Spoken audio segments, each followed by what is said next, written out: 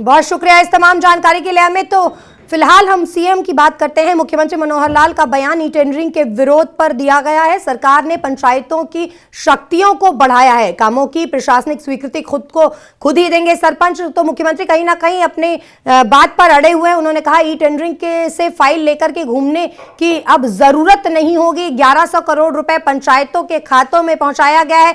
तो तमाम बयान दिए गए मुख्यमंत्री द्वारा।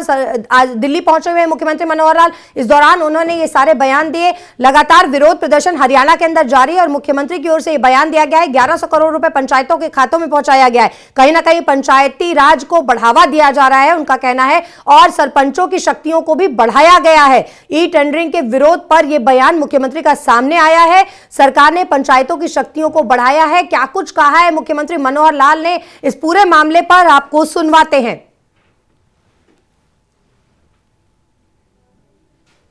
ई टेंडरिंग का विषय है, उसमें मैं बहुत बार स्पष्ट कर चुका हूं कि हमने इस बार जितनी भी शक्तियां सरपंचों की होती हैं उनको, पहले तो बहुत सीमित शक्तियां होती थी, उनको पूरा बढ़ा दिया है। और अब इस बार से जो स्थानीय निकायों के जितने भी बजट्स होते हैं, जितने उनके फंड्स होते हैं, पहले उसमें कुछ वो उपयोग करते थे, कुछ प्रदेश उपयोग करता था। प्रदेश में डायरेक्टर, सेक्रेटरीज, वहाँ तक फाइलें चलती थी और महीनों महीने बड़े कामों के लिए तो सैंक्शन में लग जाते थे। अब जितना पैसा बजट का उनका है, निश्चित है, उसके परसेंटेज है, मात्रा है, वो पैसा साल के शुरू में ही तय कर दिया जाएगा कि किस किस क्वार्टर में कितना कितना पैसा भेजना है। उतना हम भेजते रहेंगे और सरपंच या पंचायत समिति या जिला परिषद उसके एडमिनिस्ट्रेटिव अप्रूवल वहाँ प्रस्ताव पारित करने के बाद अपने आप देंगे। और जो इंजीनियर विंग है वो उसकी एक निश्चित कैटेगरी के हिसाब से उनकी सीमा तय कर दी गई है कि जैसे जेईज हैं वो 2 लाख रुपए तक को उसका करेंगे टेक्निकल अप्रूवल, उसका जो एस्टीमेट, और उसके बाद एसडीओज हैं वो 25 लाख तक करेंगे, एक्सीएन है वो 1 करोड़ तक करेंगे। तो इस प्रकार के सारे ये अप्रूवल उन्हीं को करेंगे, प्रदेश कुछ नहीं करेगा। इसलिए एक प्रकार से वास्तव में जो पंचायती राज की भावना है उसके अनुसार पहली बार हमने ये सारी छूट दी है। अभी कल ही 1100 करोड़ रुपए का जो हमने सैंक्शन किया था वो पैसे सब उनके बैंक अकाउंट्स में चले गए हैं और जैसे जैसे वो प्रस्ताव पारित करेंगे वैसे वैसे अपना काम आज से वो चालू कर सकेंगे। 31 मार्च तक तय हमने किया है, अप्रैल में इसको फिर एक बार दोहराएंगे। फिलहाल आपने सुना मुख्यमंत्री किस तरीके से कहीं ना कहीं इस पूरे मामले पर सफाई दे रहे हैं कि कामों की प्रशासनिक स्वीकृति पंचायत के द्वारा, सरपंचों के द्वारा दी जाएगी। इस पूरे मामले पर हमारे साथ जुड़ रहे हमारे संवाददाता अनिल मोर, उनसे बात करते हैं। अनिल, जिस तरीके से तमाम जगहों पर विरोध प्रदर्शन जारी है सरपंचों का, और दूसरी ओर मुख्यमंत्री का दिल्ली से बयान आता है कि पंचायतों की शक्तियां बढ़ाई गई हैं, पंचायती राज का जो मूल भावना है उसको हम बढ़ावा दे रहे हैं, हम इसे कहीं कम नहीं कर रहे हैं।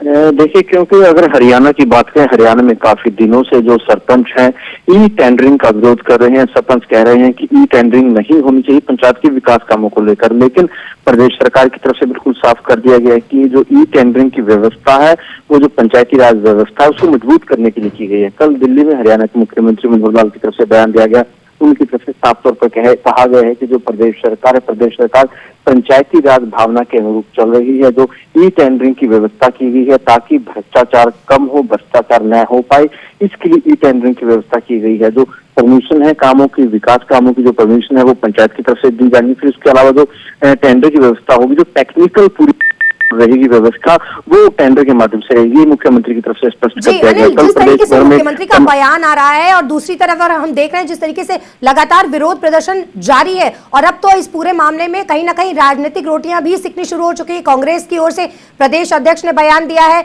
कि सरकार गलत कर रही है, पंचायती राज को खत्म करने का काम किया जा रहा है, ठप करने का काम किया जा रहा है। देखिए, मुख्यमंत्री प्रदेश सरकार साफ कर चुकी है कि जो ई टेंडरिंग की व्यवस्था लागू की गई है वो बनी रहेगी। हालांकि जो सरपंच है प्रदेश भर में विरोध कर रहे हैं। कल प्रदेश भर के तमाम बीजेपी कार्यालय पर सरपंचों ने तालाबंदी की और आज एक महत्वपूर्ण प्रेस कॉन्फ्रेंस की जा रही है। जो पंचायती मंत्री है देवेंद्र बबली आज दोपहर को 1 बजे वो एक महत्वपूर्ण प्रेस कॉन्फ्रेंस करेंगे। देखना ये होगा कि प्रेस कॉन्फ्रेंस में पंचायती राज मंत्री देवेंद्र बबली की तरफ से क्या कुछ खास कहा जाता है, ई टेंडरिंग को लेकर वो क्या कुछ कहते हैं, वो काफी आज महत्वपूर्ण रहने वाला है।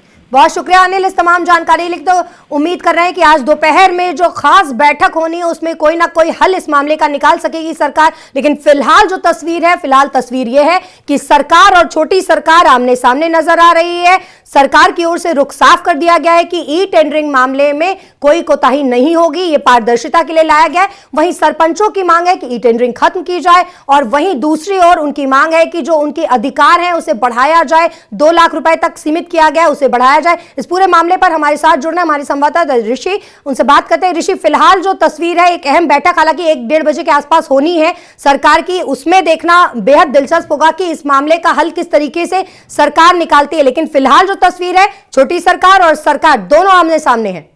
तरह से ई टेंडरिंग के विरोध में जिला पलवल में जितने भी पंचायतों के सरपंच है, वो प्रतिनिधि है, वो सभी धरने पर बैठे हुए हैं। उनकी मांग है कि जो ई टेंडरिंग सरकार ने किया है इसको वापस ले सरकार, क्योंकि उनका कहना है कि 2 लाख से उनको अधिकार दिया गया है, 2 लाख तक का काम सरपंच करा सकता है। लेकिन 2 लाख रुपए में वो कहाँ पर विकास कराएंगे, क्योंकि जीएसटी भी कटती है 2 लाख रुपए में। और उन्होंने ये कहा कि जब तक सरकार ये ई टेंडरिंग की जो उन्होंने योजना करे उसको वापस नहीं ली, तब तक वो लगातार धरने पर बैठे हुए। लेकिन इसी धरने का समर्थन करने के लिए जो प्रदेश अध्यक्ष कांग्रेस के उदयवान जी मौके पर पहुंचे और उन्होंने सरपंचों का समर्थन करते हुए कहा कि जो सरकार ने जो सरपंचों के जो खिलाफ ये ई टेंडरिंग ये सही नहीं है, सरकार को वापस लेनी चाहिए।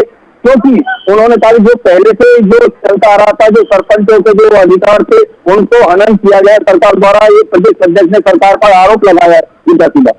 जी ऋषि, जिस तरीके से ये पूरा मामला उलझता जा रहा है, फिलहाल आगे की रणनीति क्या होगी सरपंचों की? चूंकि मामला हल होता नजर नहीं आ रहा है, सरकार अपने रुख पर अड़ी है, सरपंच भी अपनी बात पर अड़े हुए हैं कि हमें ये खत्म करना है, तो आगे की रणनीति सरपंचों की क्या होगी? क्या आपसे बातचीत हुई?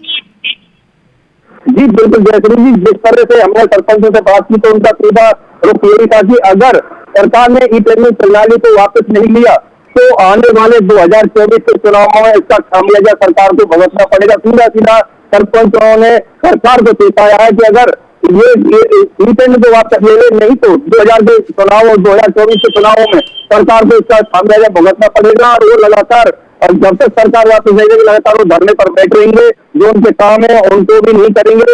और क्योंकि उनका ये सीधा कहना है कि जो ग्राम के लोगों ने उनको चुनकर भेजा है, उनको छोटी सरकार के रूप में उनको चुना है, लेकिन उनके जब अधिकारी नहीं है काम कराने के, तो अगर सरकार, उनका ये कहना है सरपंचों का कि सरकार इससे चुनाव से पहले ये घोषणा कर देती। जी ऋषि, इस वक्त हमारे साथ बड़ी